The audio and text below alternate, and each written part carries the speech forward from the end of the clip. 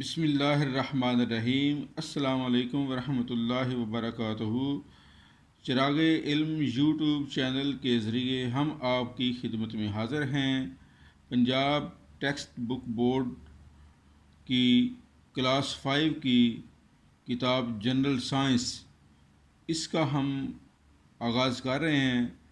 General science class 5 کی اب Urdu medium میں آ چکی ہے، تو ہم اردو میڈیم میں ہی اس کی ریڈنگ اور اس کو سمجھنا جو ہے وہ بہتر سمجھیں گے کہ ہم اس کو اردو میڈیم میں سمجھیں، تاکہ ہم اپنی زبان جو ہے مادری زبان اس کے اندر سمجھیں گے تو ہمیں اچھی طریقے سے اس کا جو ہے نا اس کی سمجھ آ جائے گی۔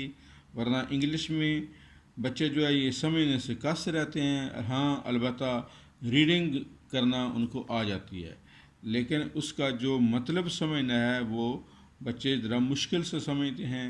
تو اردو میڈیم کا فائدہ یہ ہوگا کہ اس کے اندر جو بھی مواد موجود ہے وہ آپ لوگ سب سمجھ سکتے ہیں اچھی طریقے سے۔ تو یونٹ نمبر 1، جانداروں کی جماعت بندی، اس کو انگلش میں کلاسیفیکیشن آف لیونگ تھنگز بولتے ہیں۔ کلاسیفیکیشن آف لیونگ تھنگز، جانداروں کی جماعت بندی۔ تو اس یونٹ میں ہم سیکھیں گے جو اس کے اندر کانٹینٹ موجود ہے وہ اس کے حوالے سے ہے۔ نمبر 1، جانداروں کی جماعت بندی۔ نمبر 2، جانداروں کے بڑے گروہوں، کنگڈمز، بیکٹیریا، الجی، فنجائی، جانوروں اور پودوں کا تعارف ہے۔ جانوروں کی جماعت بندی ریڑھ کی ہڈی والے یا فقاریہ جانور یعنی فقاریہ جانور، اور ریڑھ کی ہڈی کے بغیر یعنی غیر فقاریہ جانور اور ان کی خصوصیات پڑھیں گے۔ تو اس چیپٹر میں، اس یونٹ میں ہم پودوں کی جماعت بندی بھی پڑھیں گے، اور پودوں کو 2 گروپوں میں تقسیم کیا گیا ہے، پھولدار پودے اور غیر پھولدار پودے، اور پھر ان کی خصوصیات بھی پڑھیں گے۔ پھولدار پودوں کی جماعت بندی بھی پڑھیں گے، اور وہ 2 چیزوں پر مشتمل ہے، 2 حصے ہیں اس کے، مونوکاٹ اور ڈائی کاٹ۔ پھر ان میں سے مونوکاٹ اور ڈائی کاٹ پودوں کی خصوصیات بھی پڑھیں گے۔ تو یہ چیزیں سمجھنے سے پہلے ہم جماعت بندی دیکھیں گے کہ جماعت بندی کیا ہے، اس کا کیا مطلب ہے۔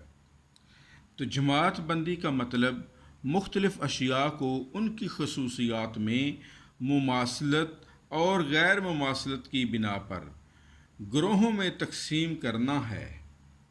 نیچے کی دی گئی تصویر شکل نمبر 1.1 میں اشیاء کے 3 گروہ الف ب جیم دکھائے گئے ہیں۔ مثال کے طور پر ہر گروہ میں اشیاء مشترک خصوصیات کی بنیاد پر اکٹھی رکھی گئی ہیں۔ گروہ نمبر الف، یہ گروہ ہے جی پہلا، اس کی تمام اشیاء دھاتوں کی بنی ہوئی ہیں، میٹل کی بنی ہوئی ہیں، یہ میٹل کی بنی ہوئی ہیں۔ گروپ بی کی اشیاء کتابیں ہیں، یہ جو گروہ ہے یہ بکس پر مشتمل ہے۔ گروہ یا گروپ جیم میں پھل شامل ہیں، اور یہ گروپ جیم ہے، اس کے اندر پھل ہیں۔ تو سمجھنے کے لیے یہ ضروری ہے کہ یہ چیزیں اگر مکس کر کے رکھ دی جائیں، یہ بھی چیزیں اکٹھی ہوں، بکس بھی ہوں، فروٹ بھی پڑے ہوئے ہوں، ساتھ یہ کٹلری کا سامان بھی سارا موجود ہو، تو یہ سب مکس اپ کر لیں۔ تو مکس اپ کرنے کے بعد بولیں کہ اس کی گروہ بندی کریں، اس کی جماعت بندی کریں۔ تو جماعت بندی کے لیے ہمیں ان کی سملیرٹیز اینڈ ڈفرینسز کا پتہ ہونا چاہیے، یعنی مماثلت اور غیر مماثلت کا پتہ ہونا چاہیے۔ تو ان کی مماثلت ایسی خصوصیات جو ان کے اندر مشترک ہوتی ہیں، یعنی کہ ان کے اندر وہ خصوصیات ایک جیسی پائی جائیں۔ مثال کے طور پر یہاں پہ یہ چمچ ہے، اور یہ کلتری کا دوسرا سامان ہے. تو اس میں یہ سارے کا سارا میٹل کا بنا ہوا ہے. یہ نہیں دیکھنا کہ یہ چاقو ہے, کاٹنے والا ہے, نائف ہے, اور یہ جو ہے یہ بھی کٹلری کا سامان ہے. یہ جب ہم فروٹ وغیرہ کھاتے ہیں تو ان کا استعمال کرتے ہیں. ان کو ہم کانٹے کہتے ہیں. تو یہ جو کانٹے, چھری اور چمچیاں ہیں, ٹھیک ہے, ان کا کام علیحدہ علیحدہ ہے, لیکن ان کی جو بناوٹ ہے وہ ایک جیسے مادے سے بنی ہے. ایک جیسے مادے سے بنی ہے. وہ دھات ہے. ہو سکتا ہے یہ آئرن کی بنی ہوئی ہے, یہ اسٹیل کی بنی ہوئی ہے, یہ پیتل کی بنی ہوئی ہو, یعنی مختلف چیزوں کی بنی ہوئی ہو سکتی ہیں. لیکن یہ ساری کی ساری میٹلز ہیں, یہ ساری کی ساری اسٹیلز کی بنی ہوئی ہیں. تو ان کے اندر یہ جو مماثلت ہے وہ اسٹیل ہے, یہ میٹل ہے. بی گروپ جو ہے یہ بکس کا ہے. یہ ساری کتابیں ہیں, بکس ہیں. ان کے اندر کٹلری کے سامان نہیں ہے, نہ ہی فروٹس ہیں. جیم پھل, یہ پھل ہیں, سارے پھل ہیں اس کے اندر. ان کو ہم مجموعی طور پر پھل کہیں گے. یعنی مینگو بھی ہو سکتا ہے, بنانا بھی ہو سکتا ہے, ایپل بھی ہو سکتا ہے, چیری بھی ہو سکتی ہے, اس کے اندر اسٹرابری بھی ہو سکتی ہے. یعنی مختلف ہر قسم کا فروٹ اس کے اندر پایا جا سکتا ہے.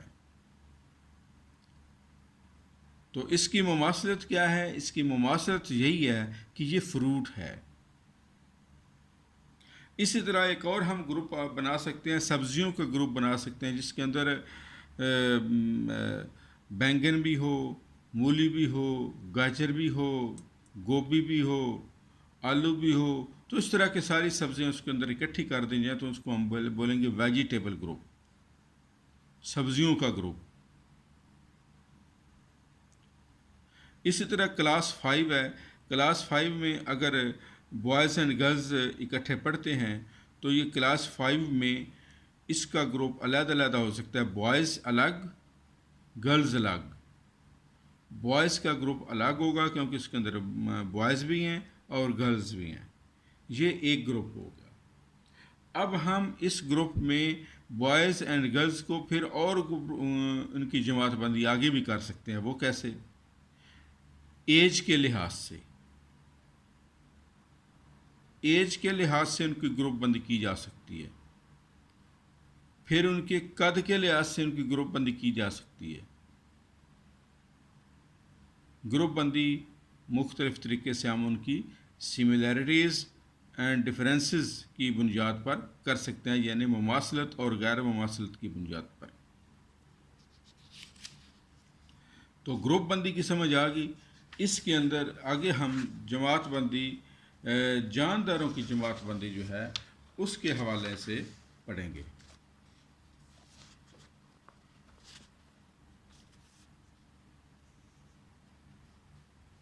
جی, تو اس یونٹ میں ہم جانداروں کی جماعت بندی کے بارے میں اب ہمارا پہلا ٹاپک آیا ہے. پہلے ہمیں سمجھنا ضروری تھا کہ جماعت بندی کسے کہتے ہیں, اور جماعت بندی کا الگ سے سوال بھی آ سکتا ہے ایگزام میں. جانداروں کی جماعت بندی. Classification of living things. Classification of living things. اس دنیا میں کروڑوں کی تعداد میں جاندار پائے جاتے ہیں. سائنسدانوں نے انہیں مختلف گروہوں میں تقسیم کر دیا ہے. جانداروں کو ان کی خصوصیات میں مماثلت اور غیر مماثلت کی بنا پر مختلف گروہوں میں تقسیم کرنے کا عمل جانداروں کی جماعت بندی کہلاتا ہے. یعنی اس دنیا میں کروڑوں اربوں کی تعداد میں جاندار پائے جاتے ہیں.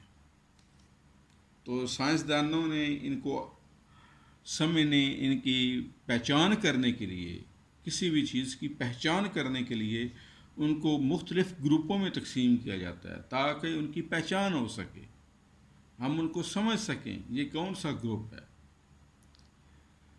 اگر اسی طرح بغیر گروپیں کیے ہوئے اکٹھی ہر چیز چل پھر رہی ہو، جاندار موجود ہیں، تو ان کا کوئی پتہ نہیں چلے گا یہ کون سا، ان کے نام کیا ہے۔ تو اس کے سمجھنے کے لیے آگے ہم چلیں گے، اور یہ مماثلت اور غیر مماثلت کی بنیاد پر مختلف گروپوں میں تقسیم کرنے کا عمل جانداروں کی جماعت بندی کہلاتا ہے۔ تو یہ اس کی ڈیفینیشن بنتی ہے یہاں سے یہاں تک، جانداروں کی جماعت بندی۔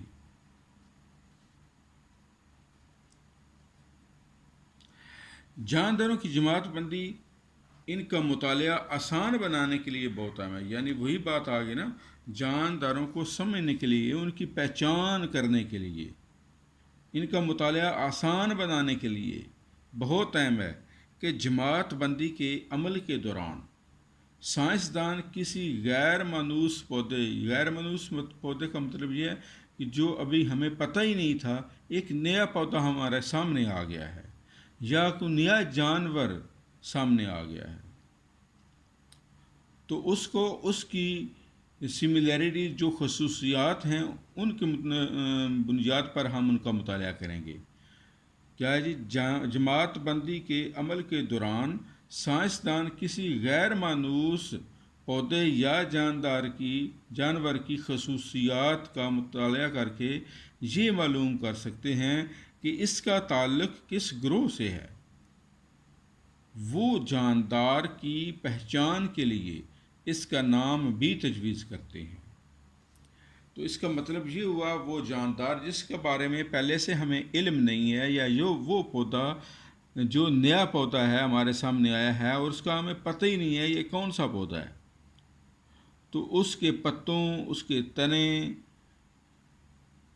یا اس کی جو خصوصیات ہیں ان کا مطالعہ کر کے ہم پتہ لگا سکتے ہیں یہ کس گروہ سے تعلق رکھتا ہے۔ پھر اس پودے کو اس گروہ میں شامل کر دیا جاتا ہے، اور سائنسدان جو ہیں اس کا اسی کے حساب سے اس کی پہچان کرنے کے لیے اس کا نام بھی تجویز کرتے ہیں۔ جس طرح کہ ہمارے گھر میں بوائز اینڈ گرلز ہوتے ہیں، تو ان کا نام رکھنے سے ہی پہچان ہو سکتی ہے کہ فلاں جو ہے اکرم ہے، فلاں افضل ہے، فلاں اسلم ہے۔ اس طریقے سے ان کے نام جو ہیں رکھے جا سکتے ہیں تاکہ جب بلائیں تو وہی متعلقہ بندہ سامنے آئے۔ تو نام رکھنا بھی بہت ضروری ہے پودے کے۔ اچھا، اس چیز کو سمجھنے کے لیے، گروہ کو، جانداروں کی گروہ بندی کو سمجھنے کے لیے ہمیں اس چیز کا بھی علم ہونا چاہیے، آپ کو معلوم ہونا چاہیے کیا جی؟ تمام جانداروں کے اجسام انتہائی چھوٹی اکائیوں پر مشتمل ہوتے ہیں جو خلیے یعنی سیلز کہلاتے ہیں۔ ایسے جاندار جن کا جسم ایک خلیے پر مشتمل ہوتا ہے، یک خلوی یونی سیلولر، یک خلوی جاندار کہلاتے ہیں۔ یک خلوی کو انگلش میں یونی سیلولر بولتے ہیں۔ تو اس کا مطلب یہ ہے کہ وہ تمام جاندار جو بالکل چھوٹے چھوٹے ہوتے ہیں، چھوٹی اکائیوں پر مشتمل ہوتے ہیں، اور وہ ہمیں نظر بھی نہیں آتے۔ ایسے جاندار بھی ہیں جو ہمیں نظر ہی نہیں آتے۔ یہ ہماری بک ہے، اس کے اوپر بھی شاید وہ جاندار موجود ہوں، لیکن ہمیں وہ نظر نہیں آ رہے۔ ہم نے گھر میں ہم جو کھانا پکا کے رکھتے ہیں، تو جب تھوڑی دیر پڑا رہتا ہے، ٹھنڈا ہو جاتا ہے، پھر 2-4 گھنٹے پڑا رہتا ہے، باسی ہونے لگتا ہے، تو اس کے اندر بھی ایسے جاندار پیدا ہو جاتے ہیں جن کا ہمیں علم ہی نہیں ہوتا، جن کا ہمیں پتہ ہی نہیں ہوتا کہ اس کے اوپر موجود ہیں، وہ ہمیں نظر ہی نہیں آ رہے ہوتے۔ تو اس لیے کہا گیا ہے کہ تمام جانداروں کے اجسام انتہائی چھوٹی اکائیوں پر مشتمل ہوتے ہیں جو خلیے یعنی سیلز کہلاتے ہیں۔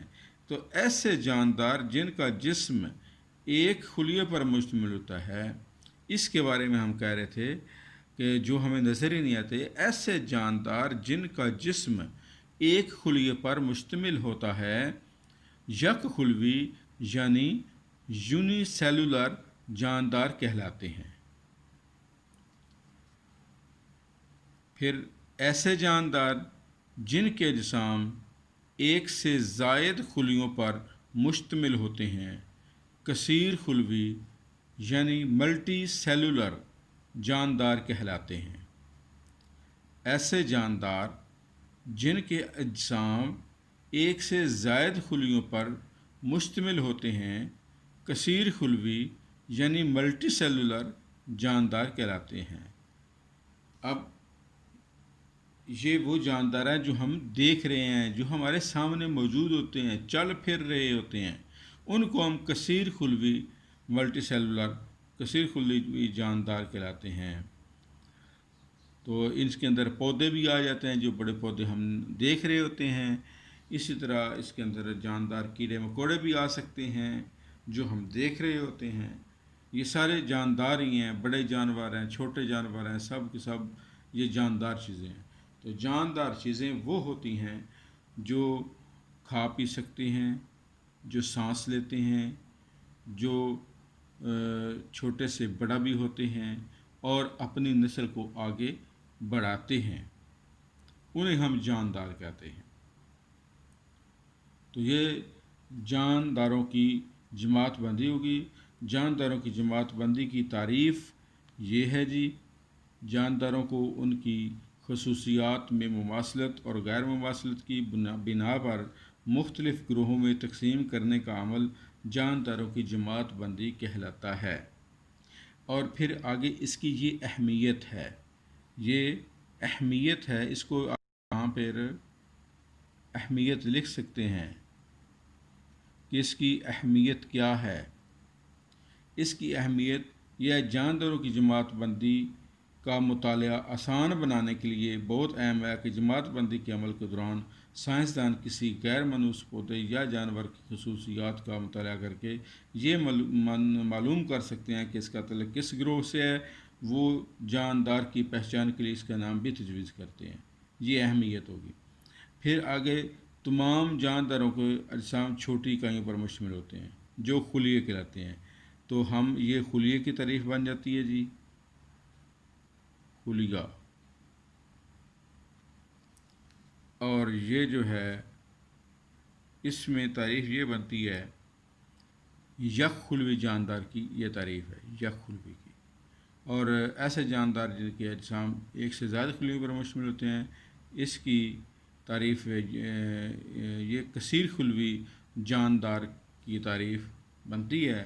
تو اس کا ہیڈنگ ہم یہاں پہ دیں گے، کثیر خلوی جاندار۔ ایسے جاندار جن کے اجسام ایک سے زائد خلیوں پر مشتمل ہوتے ہیں کثیر خلوی جاندار کہلاتے ہیں۔